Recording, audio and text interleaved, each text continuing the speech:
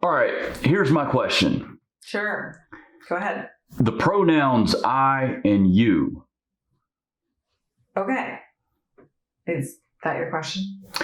Well, I guess the question would be, is there any situation or a scenario, if you will, of sensitivity where I and you do not mean the same thing?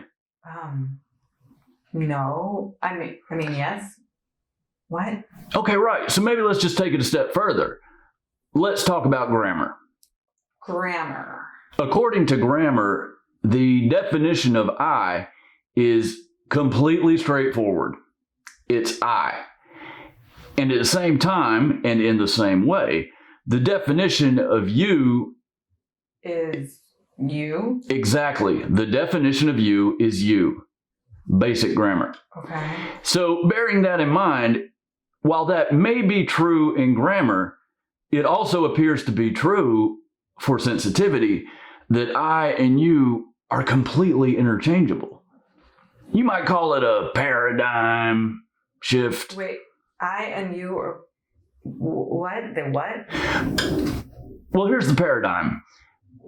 Based on the materials, you can say I or you can say you. Totally interchangeable. That's number one. What's number two? Wait, no, don't tell me what number two is. I don't actually understand number one. All right. Okay. But I and you aren't interchangeable. See, that's what you would think, because they have differing definitions according to grammar. I still don't think I understand your question. Okay, well, on page 9, for example. All the way back to page 9. So on page 9, about halfway down, it goes, using I language is a way to avoid putting people on the defensive by telling them what they're doing wrong.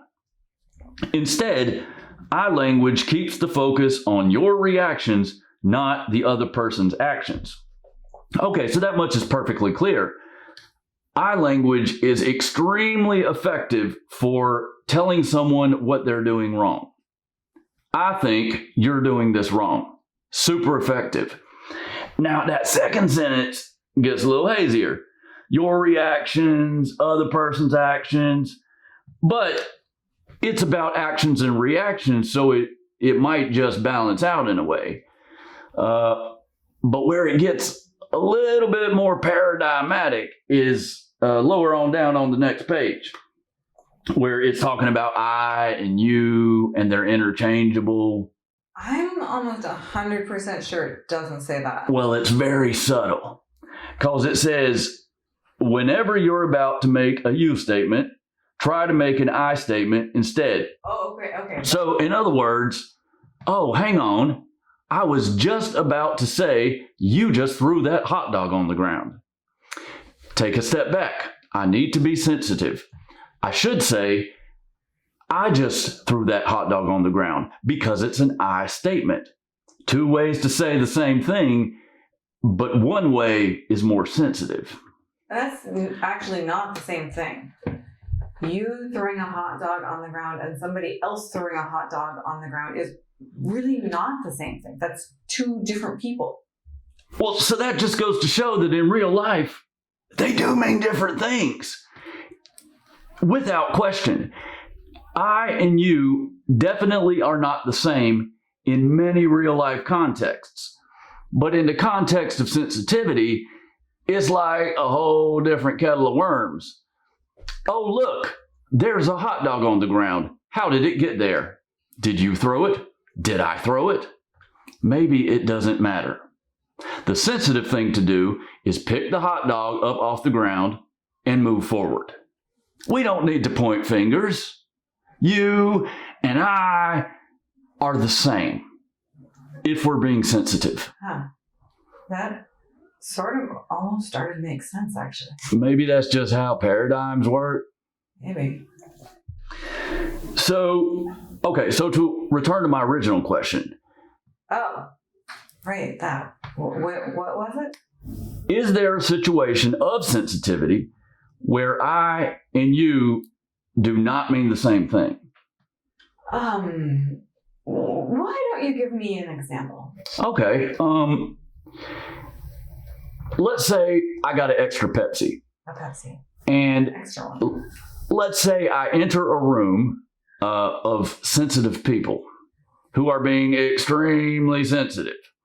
And I say, hey, y'all, is there anyone here who would like a Pepsi?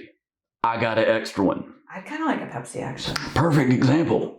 You just said, I'd like a Pepsi. So how do I know who actually wants the Pepsi? I do. I just said it. True. And but at the same time, you used an I statement. Did you say I instead of you just to keep everything nice and sensitive? Okay. I think I do know the answer to your question after all. Okay. Yes, there are definitely situations where I and you actually mean I and you. One of them is when you're offering somebody a drink. And that's even in a paradigm of sensitivity. Sure. Yes, even in a paradigm of sensitivity. So, do you actually have an extra Pepsi? I don't know. I might have one. Well, if you have one Pepsi, can I have that one?